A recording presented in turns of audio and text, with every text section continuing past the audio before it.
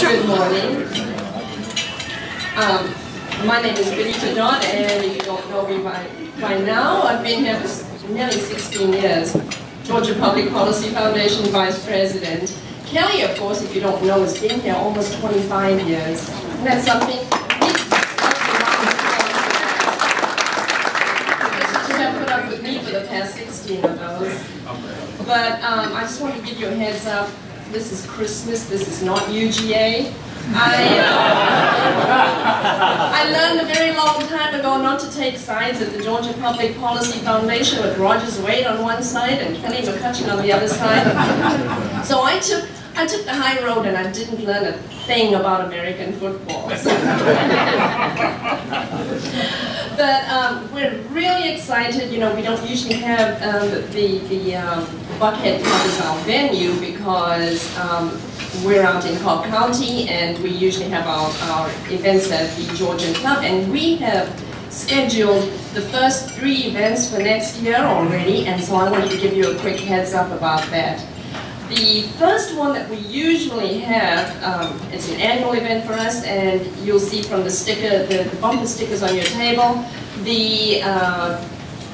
our National School Choice Week celebration, and we really are excited again to have Dr. Ben Scafferty. He is a professor of economics at Kennesaw State University and a longtime senior fellow with us, and he'll be talking about school choice, and the topic of the conversation is a new study that he will be releasing at our event, which is Georgia 2020 Educational Opportunity for all K-12 students in Georgia. And that's exactly what we want and we fought for the more than 25 years of the Georgia Public Policy Foundation.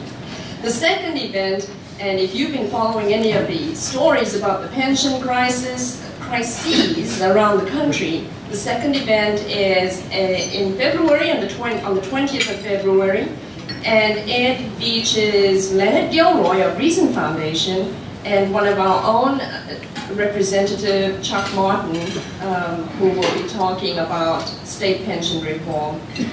The third one, and if you know how much we've done on criminal justice reform at the Georgia Public Policy Foundation, in fact, Governor Nathan Deal gave us credit at the beginning, saying that we organized the unanimous vote, basically, that resulted from the coalition that we built to help Georgia forward with criminal justice reform. So there's an initiative by the Prison Fellowship called Second Chances.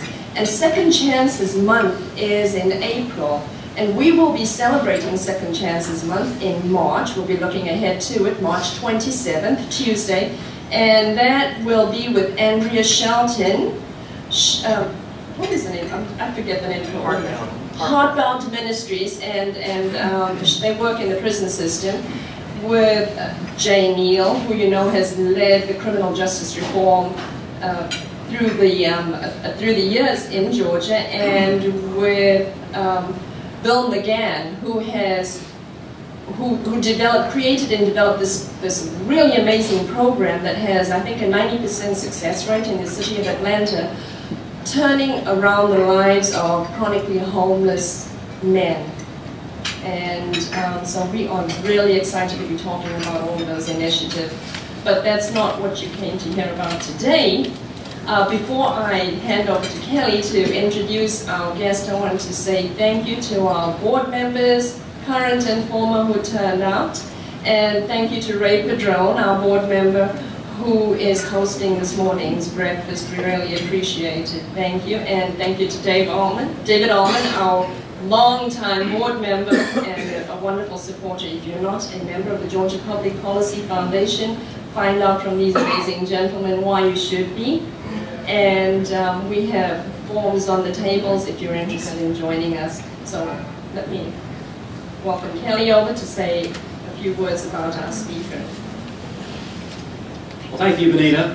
Very exciting. When we first planned this event, we figured this is perfect timing because we'll have voted on the bill. I was a little worried late Friday night. I really appreciate Senator Perdue keeping everybody late so that we could have a bill that was passed that we could discuss this morning. It really is a great honor to have David Perdue, a native of Georgia, who grew up here, paid his way through Georgia Tech, worked in the private sector, for so many years, the only Fortune 500 CEO in the U.S. Senate, and of all people, to understand how important that is to have that business experience. Because we have, here in Georgia, tried many times, some of the reporters in the room will know, to get comprehensive tax reform passed. And typically when you have one party controlling the House, the Senate, and the governor's office. And our tax rate is still 6%, the same as it was in 1937. It is hard. And you need to have someone really with the experience to understand what it takes to meet a payroll, international business, the implications of changing the tax code, provide the incentives to work, save, and invest, but also the leadership to go on television to explain to the public, educate them on the issue, but also behind the scenes to bend some arms, put some pressure on people to get these things passed. But it is a very, very difficult process to get these kinds of reforms done. There are many other things. Senator Perdue sits on many powerful committees that is very good for Georgia. And I would have to say that in my lifetime, with his business experience and the deference that other senators are paying for him, he's probably the most influential junior senator that we've had in my lifetime. We're grateful for him to be with us here today. No further ado, please welcome Senator David Perdue.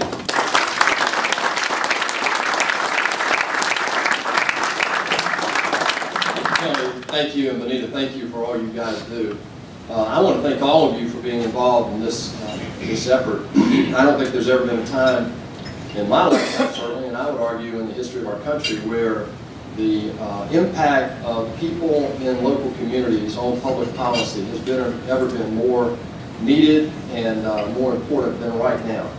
I think the world's in a very dangerous place. What I'd like to do today is just very quickly talk to you about a couple of things. Yes, we'll talk about, my wife this morning says, well, I told her where I was coming this morning. We've had a big weekend, and I've been on a couple of public hits on TV and radio and all that, so just getting the word out. She says, what are you going to talk about? I said, well, honey, I'm going to talk about a three-letter word that ends in X. And her face turned white. She said, was all the news? I said, no, dear, I'm going to talk about tax today. So, you don't get a lot of, in Washington and the Senate, it was intended to be slow, and by George, it is. And so today we will talk about what I view as a huge milestone for our country. We can talk about that in just a minute. But I want to give you a little perspective this morning.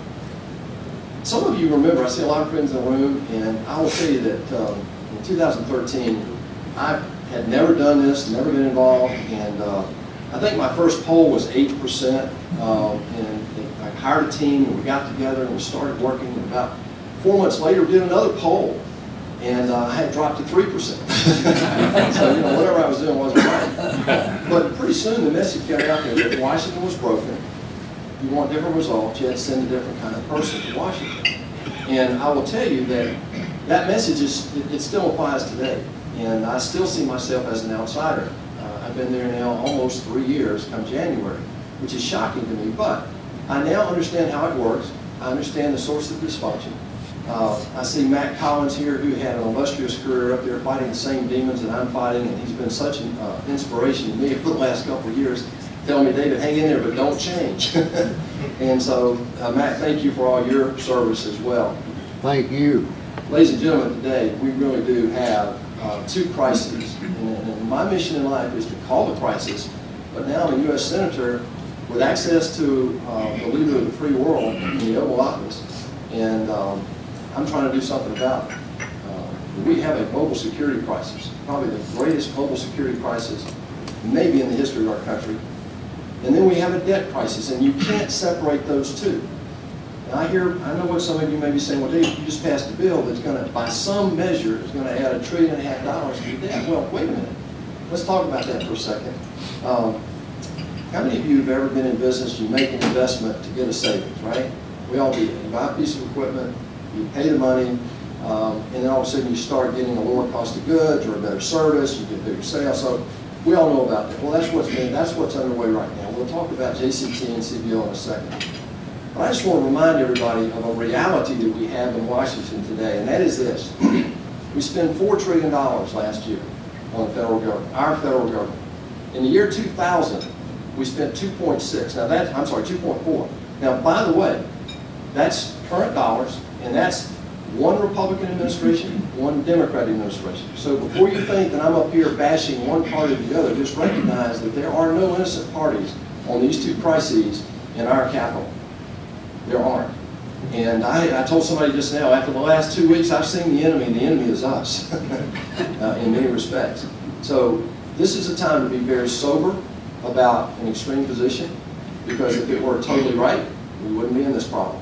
So this is a time when we're trying to find middle ground. And I know I ran on compromise, and I ran in a very conservative state with a very conservative platform, and I went up there telling people, I haven't said anything that I'm not doing now. I said, I'm going to go up there and try to find an 80% solution. That's what I did in business. That's what you guys do every day. And when you develop public policy, you better have both sides engaged to try to get this thing done. So the problem is, you don't always get what you want. How many of you are married? It's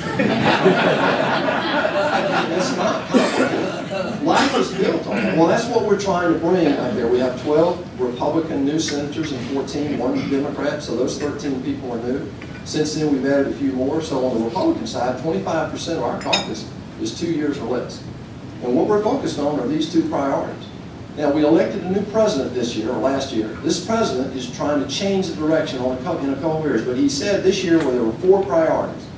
One is he wanted to get a Supreme Court nominee confirmed, check that box. There are also 145 federal judges that will be confirmed as quick as we can get them nominated and confirmed, and we're already well down that road. Just a few weeks ago, we nominated and confirmed 4 Circuit Court of Appeal judges. And these are not radical activists on one side or the other. These are middle-of-the-road jurists that believe in the Constitution and will support the Constitution. The second thing was pull back on regulations. 860 regulations have been reversed so far this year. The third thing was health care. Well, we had a false start.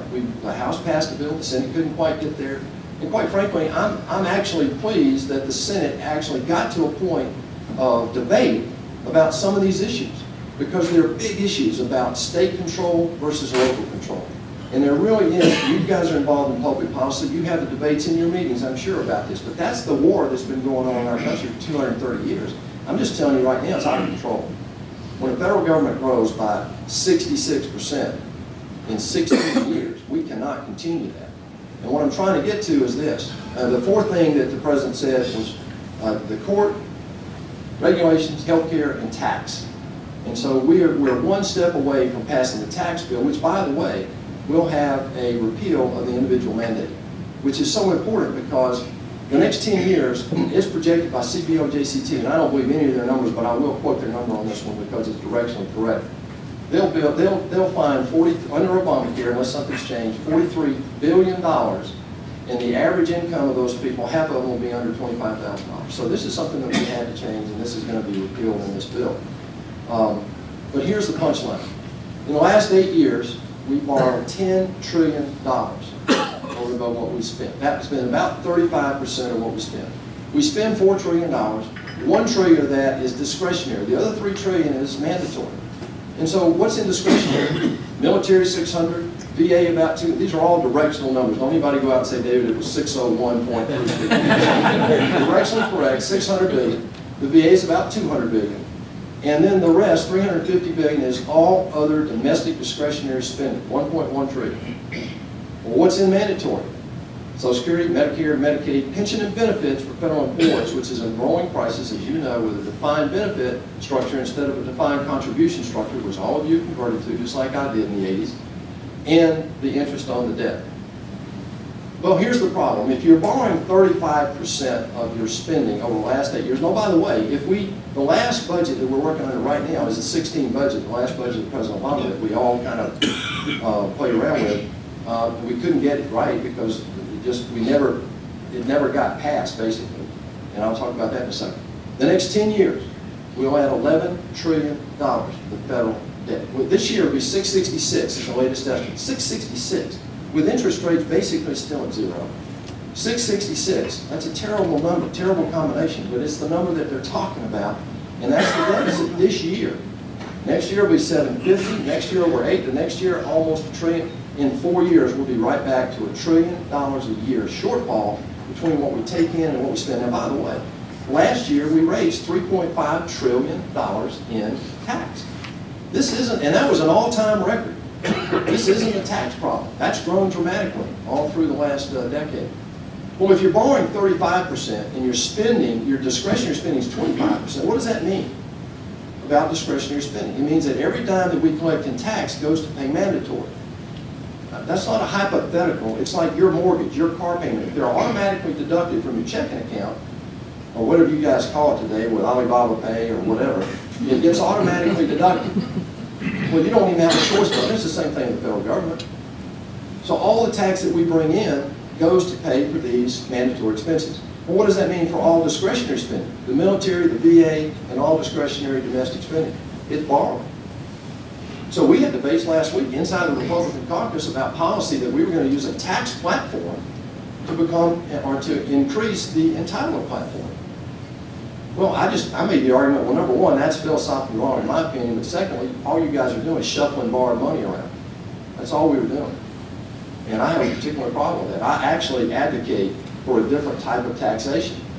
I've said this since I ran. I've been saying it, the last 6 weeks. If any of you could see these backroom meetings about the philosophical debate that we have, we are destroying the income tax platform, whether you believe it or not. And by the way, we ran this country for over 130 years without one. In 1913, they decided that, okay, we're going to have a federal income tax. Okay. So what's wrong with it? Today, 52% of households pay no federal income tax. Okay? And what this bill does, now look, I'm ecstatic today that we passed this bill. And I'll tell you why in a second. But I'm ecstatic that we passed this bill because it will be so stimulative on one part of it. Getting our corporate tax rate from 35% to 20% is a huge milestone. Folks, we finished that voting at about 2 a.m. the other night. I happened to be in the chair. I had been there 3 hours that night because it's just my turn, basically. And so I was there for the vote. And I counted the votes as they were coming in. I looked at people as they come by. And then the vice president shows up at 2 a.m. to make the announcement, just in case we needed to vote. And so, having said that, the 35 going to 20 is extremely stimulative. The rest of the world woke up and said, oh my God, America's back in play. Because that was the highest corporate tax rate in the world. And believe me, foreign company acquisitions of U.S. companies is 2 times U.S. companies' acquisitions of foreign companies. Now that's a major problem. I'm all about foreign direct investment, but when you have high-tech companies and strategic companies particularly, the CFIUS issue is a real issue right now. That's a problem. And so they're using our tax arbitrage between their low tax and our high tax to pay for acquisitions of our companies. Look at our beer industry. In St. Louis, all those beer companies are owned by the Belgians and the Brazilians. And it's tax arbitrage. Burger King was bought by Jimmy's. Right now, Monsanto is being looked at by Bayer. These are tax arbitrage structures. And we just changed that. If we get this thing through confirmation or through the conference committee, we'll change that. So what happens when you're borrowing all your discretionary spending? That means every dime we spend on our military is borrowed money. And we have all these bilateral agreements that there's some people who think we're about to go to war in South Korea. It's a bilateral agreement. Well, we have one with a lot of other countries. One country is like Taiwan. For example, we have an agreement with Taiwan that says if Taiwan is invaded by China, we have to go to Taiwan and help defend Taiwan against China. But to do that, we have to go to China and borrow the money to go to Taiwan.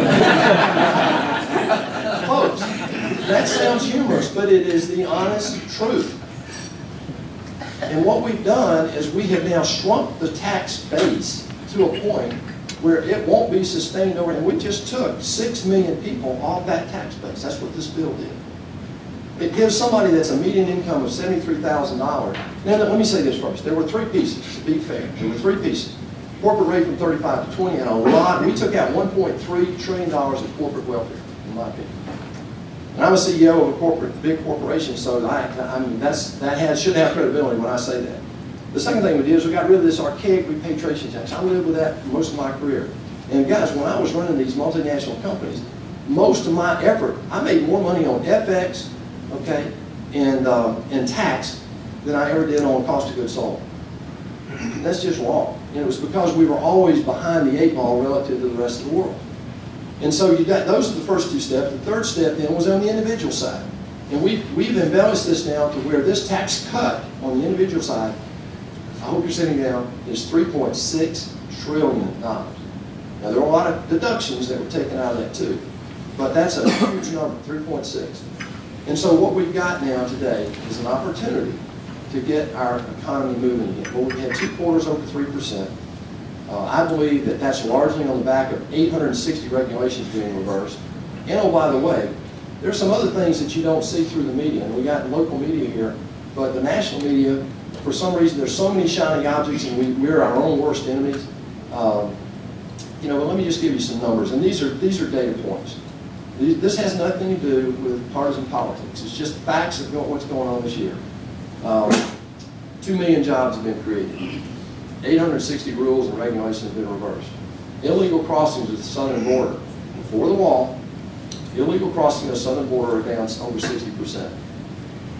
We passed a bill in the United States Senate, 97-2, to allow the head of the Veterans Administration to fire people. And since that time, they've fired over 500 people in the Veterans Administration. Come on, guys, I know we get a little energy. So, in addition, the Department of Education up there has fired over 300 people. This is a new day in Washington. And so, you know, you've got CEO confidence is at a 20-year high. The one I watch is consumer confidence is at a 16-year high. You know, the stock market is doing what it's doing. But I will say this, that when consumer confidence gets this high, things are about to happen. And that's what Wall Street is seeing, that's what the bond market is seeing, that's what the rest of the world is seeing. And so we have an opportunity here to get back in gear. And what I mean back in gear, the way to grow our economy, we have a $20 trillion economy. Our taxes are right now somewhere around 19% of of our economy. And you know, I would argue that our government has grown so dramatically over the last 16 years, we got opportunities to reduce that. That's another conversation another day. Today, though, I want to just remind you how important it is to integrate local policy and federal policy, because we're, you know, the move that we're in right now with Republicans in there, and some Democrats, by the way, we're about to pass a bill Tuesday out of committee, the banking committee, I'm on the banking committee, and we're about to pass a bipartisan bill with Democrats. We have 4 Democrat sponsors on the bill, and I'm a co-sponsor, that goes after some of the more onerous parts of Dodd-Frank that were unintended consequences, okay, for local and regional banks. There are $2 trillion on the bank balance sheets of small and regional banks not at work in our economy. In addition, there are $3 trillion overseas of capital, U.S. profits not at work in our economy. And oh, by the way, in the Russell 1000, the largest companies in our country, there's also $2 trillion sitting there. So when you think about the Fed going from $4.5 trillion to $2.5 trillion, which is what they're thinking about doing over the next couple of years, you better get some of this capital unleashed from the private sector. And that's what this is all about. I would argue in closing that the economic miracle since 1946 is really based on 3 things, on top of the best workforce in the history of the world. But they are innovation, capital formation, and the rule of law. It's as simple as that. It's not a complicated formula. We can argue a little bit around the edges, but I don't consider single payer an edge. I'm sorry, I know we got bipartisan membership here, and we should have that. And I'd love to get into that debate because I lived under a single payer in France.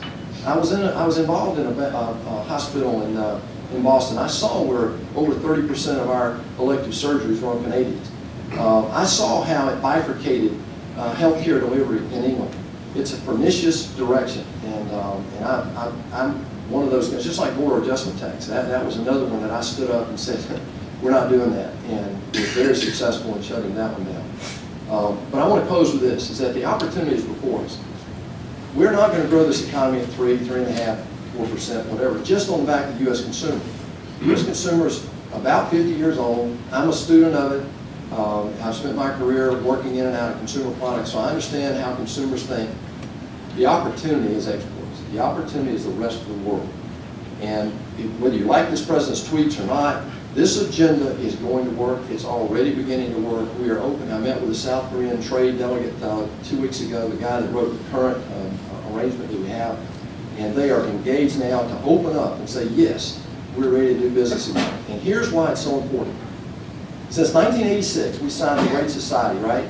Great War on Poverty. We spent trillions of dollars trying to eradicate and ameliorate poverty in the United States. But the poverty rate in the United States today is exactly the same as it was in the late 60s. Okay? We have failed. This big government approach towards solving a dangerous thing in our society has totally failed. But around the world, folks, because of our trade, because of our military, because of our global economic power, we've reduced poverty over 60%. And we don't get any credit for that. I'm an internationalist. I mean, I've lived around the world. I travel around the world. Even now, as a member of the Foreign Relations Committee for 2 years and now in Armed Services, the thing I do, I just met with the King of Jordan Tuesday, this past week.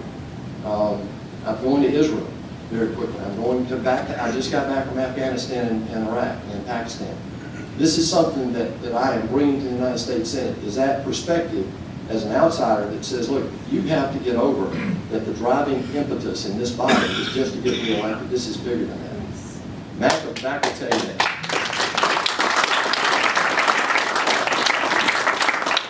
Going back to tax, I would be remiss if I didn't say this, that what we're headed for, it may not happen next year, the year after, but we're going to have to face a very difficult debate as to how we fund our federal government. We're just going to have it. It's already started, but it's not mainstream yet, because in Washington they go after the shiny object.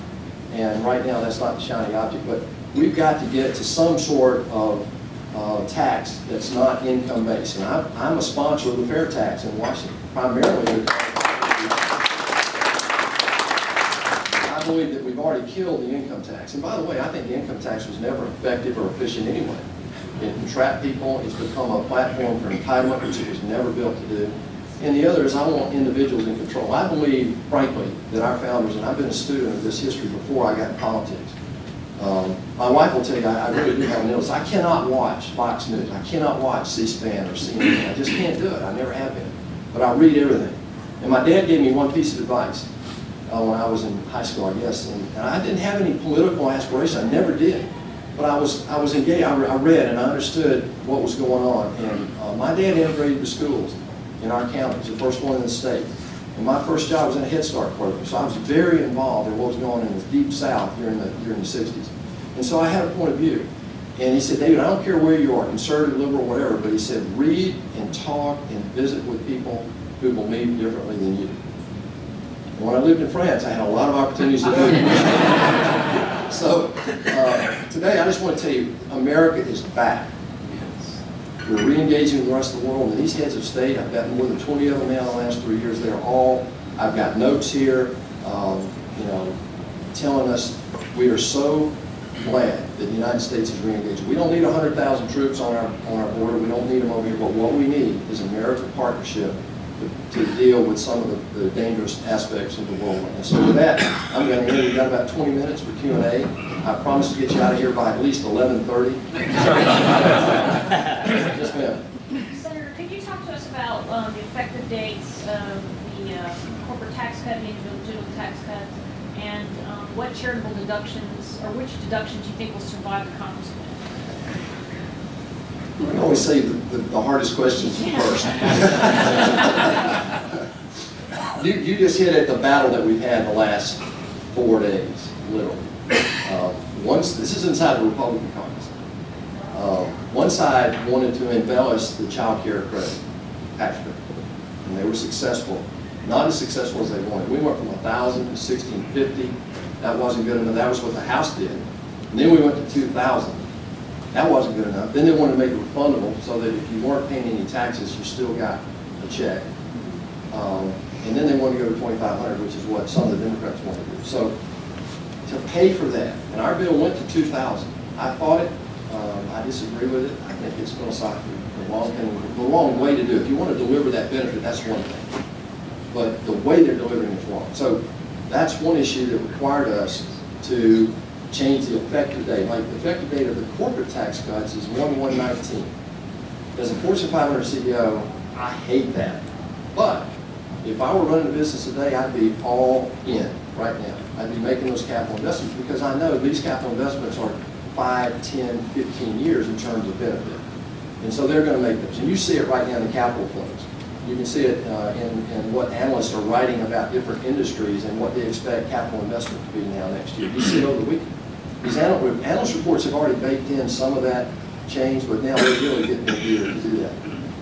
The effective rate of the individual is January 1 of 18, which means it won't really hit until you pay taxes in 19, that's the way they always do it. If you do quarterly estimates or whatever, that can change that. But only about 30, but under current law, only about 30% itemized. And that number will go down, so more people will use the standard deduction, which was double.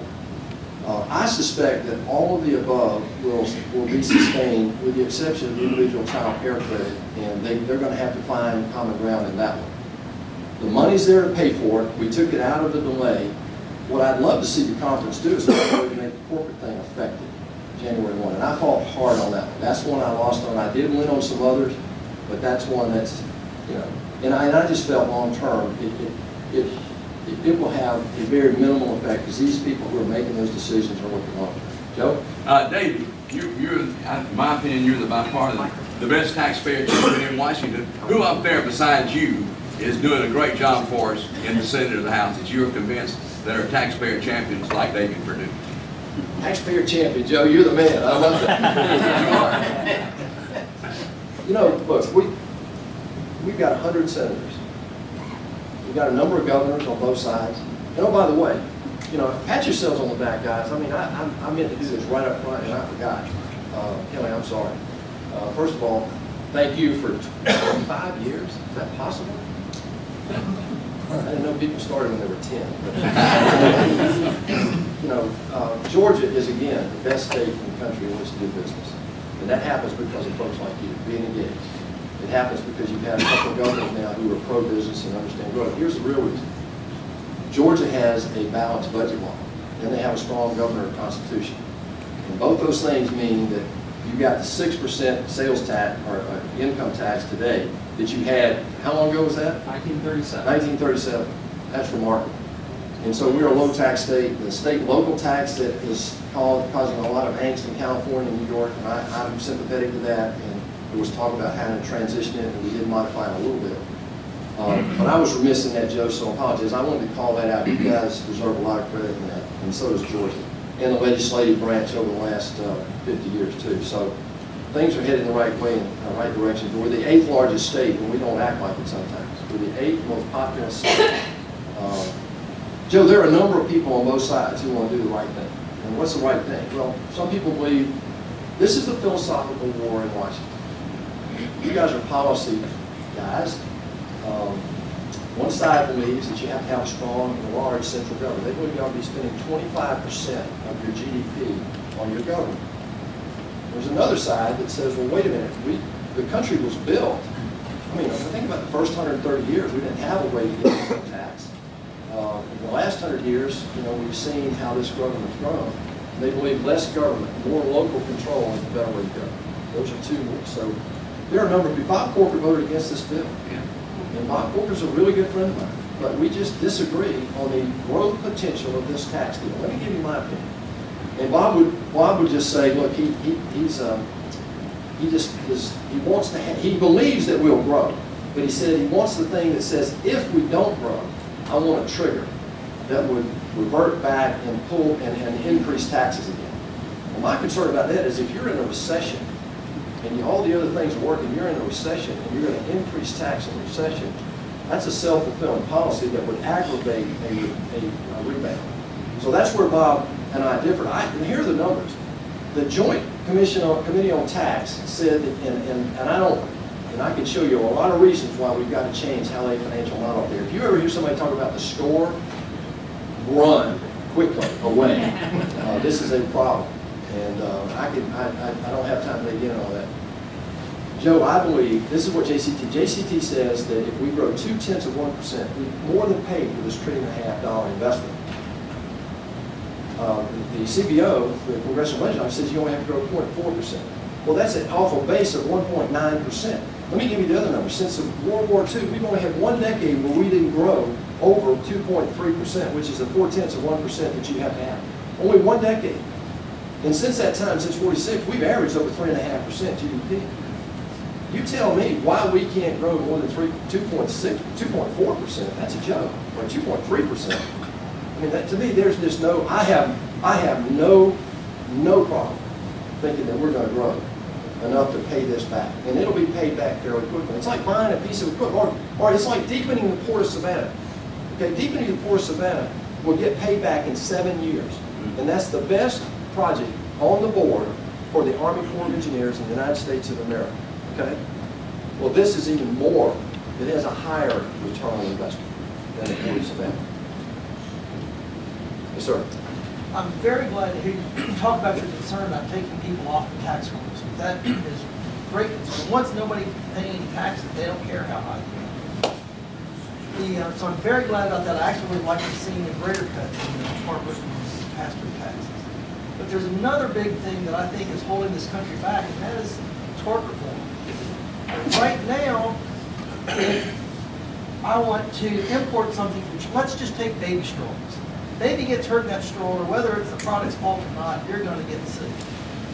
If you import it from China, you can set up an office with just a secretary and a file cabinet, and there's nothing to take. If you have a factory, there's a lot of assets for lawyers to have. And I think, I agree with you about the growth, and I think that the next big thing, if we want to see this economy explode, is deal with that port issue, and there's no stopping this. I couldn't agree more. I argued two things. Lee Kuan Yew wrote a book years ago. Lee Kuan Yew was the premier of Singapore, and he was the architect, really, of the China coming out, the rising China back in the 80s and 90s. And I got to meet Lee Kuan Yew when I lived in Singapore.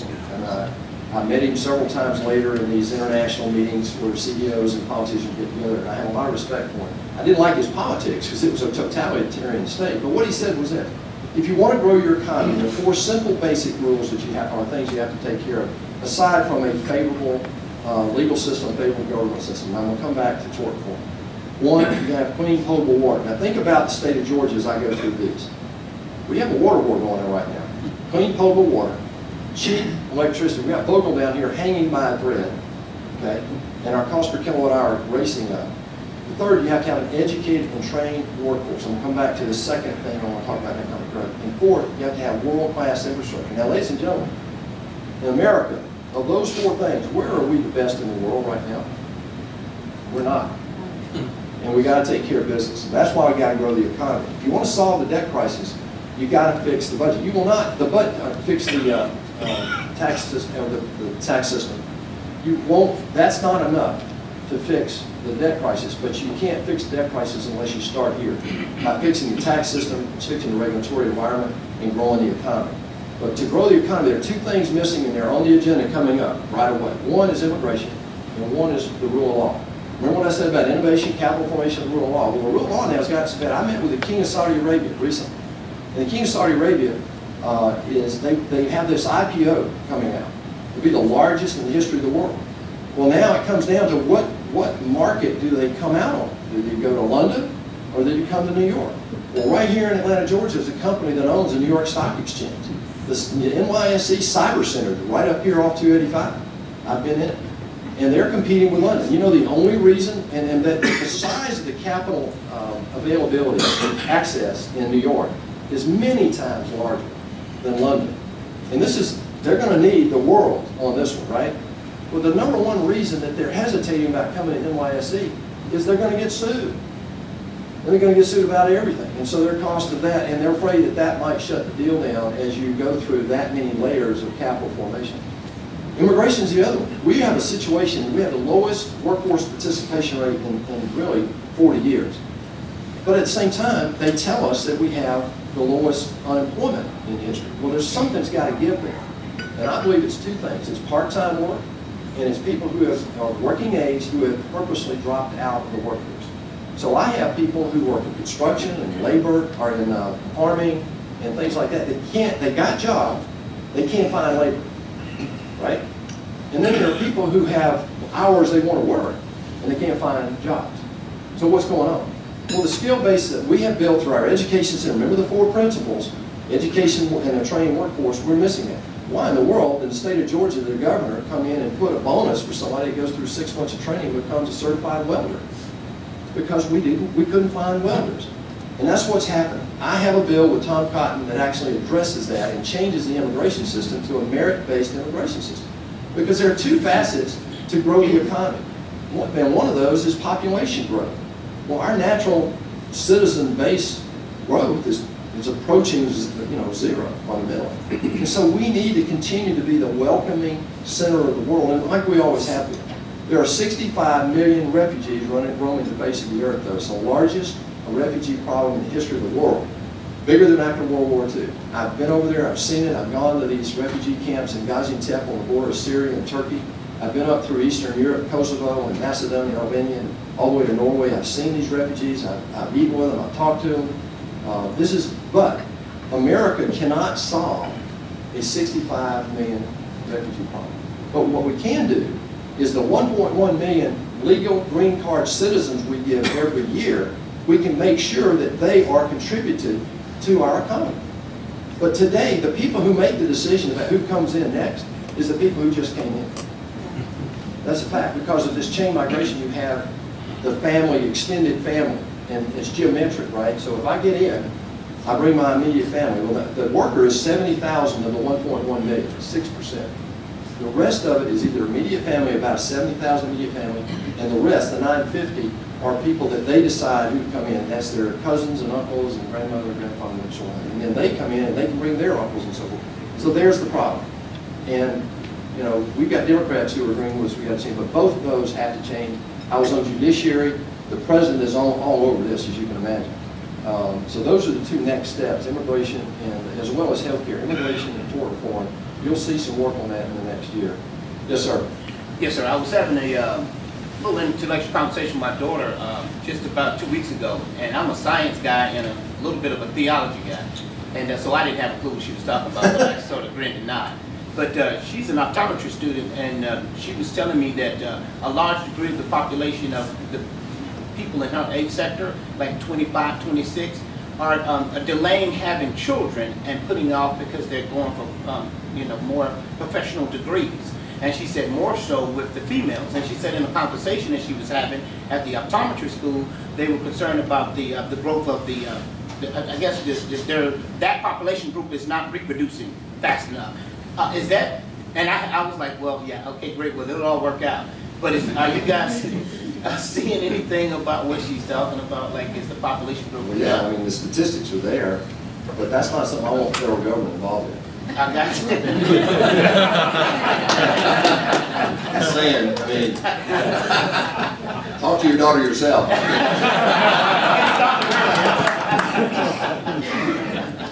No, it's a reality of a maturing society. It really is. I mean, Europe did that as well. We're doing it now. And you only have to look across the pond to see a potential direction. Bigger social programs, shorter work weeks, more entitlements. Bernie wants to say, well, free education, free health care, and all that. But you've got to go over there and look at the percentage of total income, adjusted gross income, and look at the tax that they pay on that. We still are very low relative to where they are, but nothing's free, I can assure you. And what we're doing is shrinking the size of the income tax rolls to such a point. 1% pays 40% today. The top 1% pays 40, the top 10% pays 80, almost. And so you've already gotten to a point where it's not sustainable, in my opinion, and that's why you have to go to something like a fair tax. The reason I fought against the border adjustment tax is some people accuse me of being inconsistent on this thing, and I'm an advocate for something like the fair tax, but on the other hand, the border adjustment tax is just, I hate it. And here's why. They put the value-added tax in Europe on top of an income tax. Now that's the holy grail for somebody who wants big government. And you know who wanted to do that? Republicans. I'm not going to mention names, you know who I'm talking about. But that's how I just went to war on that in January, February this year, and we shut that down. Kelly, I think we've got time for one more. Sir. Well, you mentioned Let's do two more. I got 2 minutes. I'll answer this real quick. You've mentioned the fair tax a couple of times, and I'm wondering, it doesn't appear to me that in the context of these discussions of tax reform, that was even within the realm of consideration. It wasn't. And so I'm curious as to why that was. And have you been to the Senate? I'm not being flippant.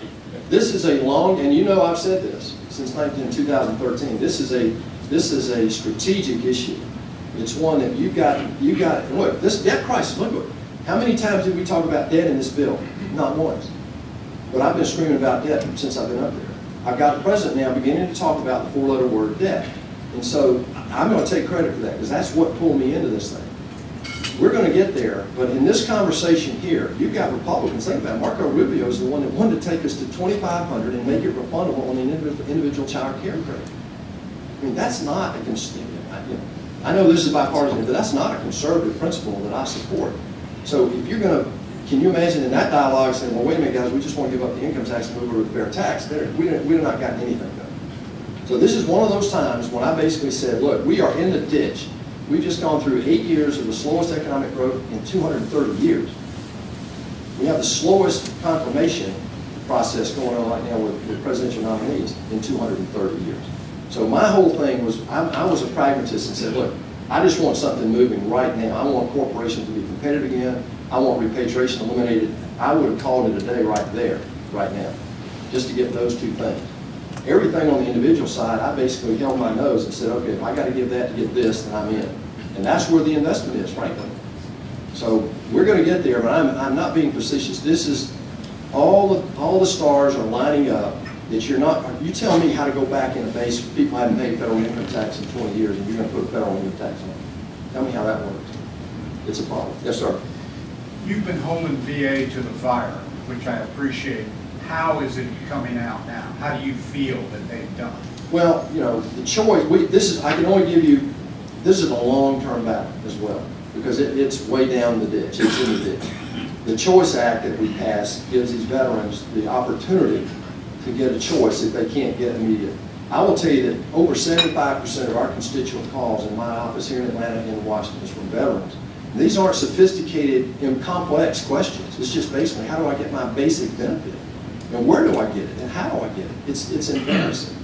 So yeah, Johnny Isaacson's the chair of the VA committee. He's doing a great job. 500 people. How many of you have heard that from a Washington, source? Okay, thank you. It's not a lot. So now you know that. Please go tell somebody. And go tell somebody that 300 people have been fired at the Department of Education. We've started. Some of the veterans are telling us thank you on the choice thing. I hear more about choice than I do about the firings because that'll just take some time. But I think people realize now that we have to be customer-centric and patient-centric as opposed to bureaucratic-centric. And that's a huge change in mindset. So thank you guys. I appreciate your patience.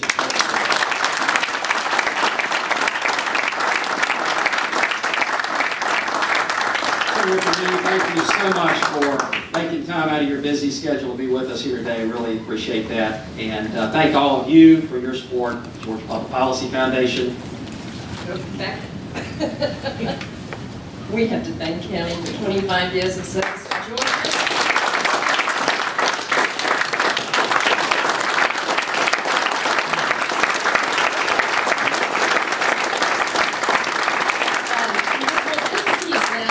And I'm not going to say much because I've worked with him for so long, but I'm so appreciative of everything that he's done.